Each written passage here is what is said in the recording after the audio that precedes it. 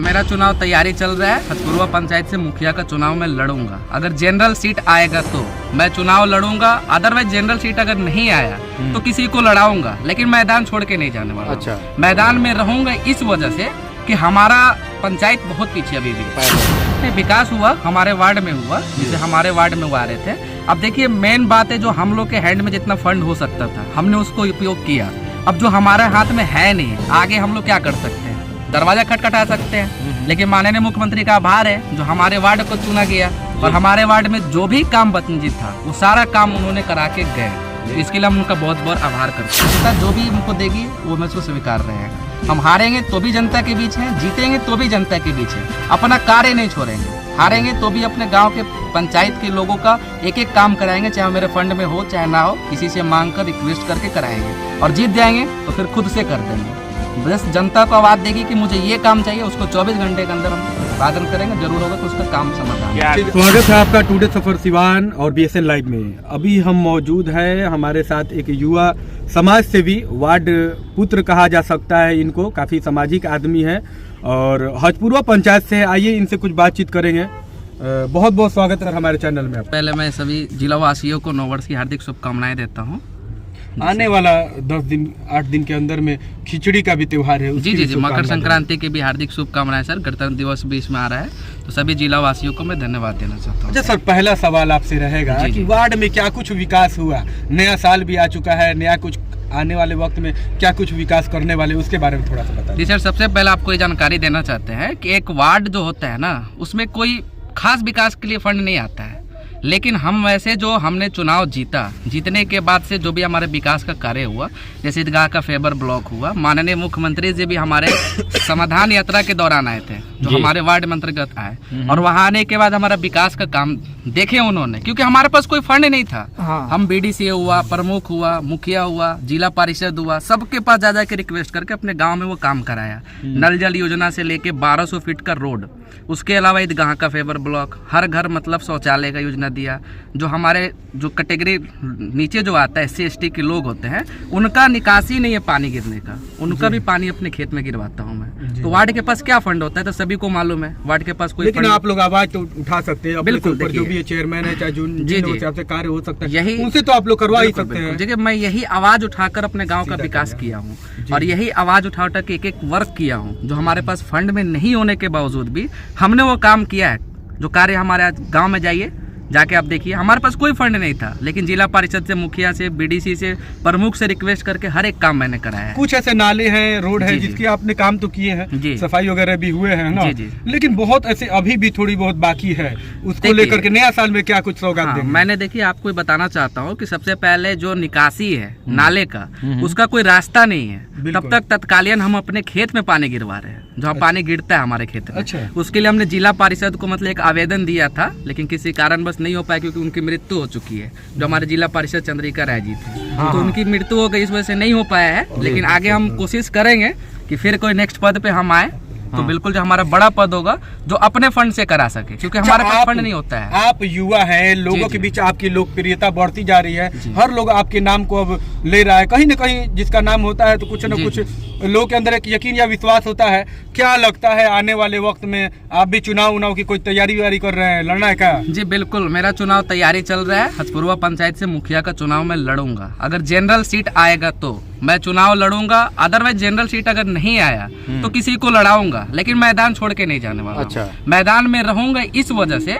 कि हमारा पंचायत बहुत पीछे अभी भी है विकास के मामले में। बहुत लोग नया वादा करके चले गए, हम वैसे वादा करने वाले में से नहीं हूँ, क्योंकि हमारे पास क्या कमी है, हम सब कुछ अपने दम पे करके रखा हूँ। आज भी जाइए पंचायत में, बहुत सारे लोग हैं जो हमारे नाम से परिचित होंगे, लोग जानेंगे, बताएंगे कि हमने क्या वर्क किया, कार्य किया। तो इसके लिए हम अपने पंचायत को हर एक तरक्की के पैदान पे ले जाऊंगा। बस एक बार चुनाव जीतने की जरूरत है हमें। जो हमने एक पद पे रह के, मेरी माँ वार्ड पार्षद है, हमने किसी पद पे भी नहीं रहते हुए भी, जो हमारे पास फंड भी नहीं रहा, फिर भी हमने कार्य किया उस तरह का। अब सोचिए जब हम उस पद पे आ जाएंगे, जब हमारे पास खुद फंड आ जाएगा, तो हम कितना पंचायत का तरक्की करेंगे। एक सवाल रहेगा सर, नीतीश कुमार जब प्रगति यात्रा पे चल रहे थे, पहले समाधान यात्रा पे चल रहे थे, और आपके पंचायत में नीतीश कुमार गए थे, यानी कहा जाए तो मुख्यमंत्री पूरे सूबे के मुख्यमंत्री हैं, यानी राजा है हमारे बिहार के, और जिस गाँव में जाते हैं उस गाँव को डेवलप कर देते हैं, चमका देते हैं। एक तो कहा जाए तो मैंने विकास पूर्ण कर देते हैं। बिल्कुल। आपके पंचायत में गए हैं, फिर भी विकास नहीं हो पाया सर? नहीं, विकास हुआ, हमारे वार्ड में हुआ, जिसे हमारे वार्ड में वो आ रहे थे। अब देखिए, मेन बात है, जो हम लोग के हैंड में जितना फंड हो सकता था हमने उसको उपयोग किया।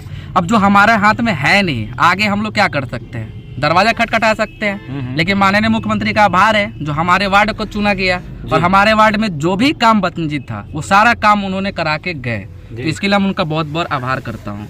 तो बाकी हम अपना चुनाव जीतेंगे, जब आएंगे तो अब बिल्कुल अपने पंचायत को वैसा बना देंगे कि माननीय मुख्यमंत्री जी या फिर कोई अन्य मुख्यमंत्री जी रहेंगे तो हमारे गांव में जरूर एक बार देखने आएंगे कि हमने पंचायत को उस लेवल तक पहुंचाऊंगा। अच्छा, जैसे कि अभी चुनाव लड़ने की आप बात करें, मुखिया से अगर मान लीजिए जनरल से अगर होगा आपके पंचायत तो आप चुनाव अवश्य लड़ेंगे? जी बिल्कुल। क्या मुद्दा रहेगा आपका चुनाव लड़ने का सर? देखिए, मेरा चुनाव का 3 ही मुद्दा है, जो 3 मुद्दा पे हम चुनाव लड़ेंगे। सबसे पहले तो हर धर्म का विकास करना है मुझे, कोई वंचित ना रहे। चाहे देखिए आजकल बहुत लूट मार हो रहा है इंदिरा आवास के नाम पे, वृद्धा पेंशन के नाम पे। आज भी हम अपने गांव में फ्री ऑफ कॉस्ट वृद्धा पेंशन कराते हैं, कैंप लगाते हैं, तो इसमें कोई वंचित नहीं रहेगा। पहला मेरा मुद्दा, इस पे चुनाव लड़ेंगे। दूसरा मुद्दा मेरा यही रहेगा कि हर एक गली गली को चमका देना है, चाहे वो जिस भी जगह का हो, चाहे वो हिंदू इलाका हो, मुस्लिम इलाका, मुझे इसका कोई भेदभाव नहीं है, गांव से हटके। और तीसरा मुद्दा सबसे बड़ा है कि कोई भी हमारे पंचायत का शिक्षा से वंचित ना रहे। हर स्कूल जो आज ग्रामीण के स्कूल, आंगनबाड़ी हो, चाहे शिक्षा का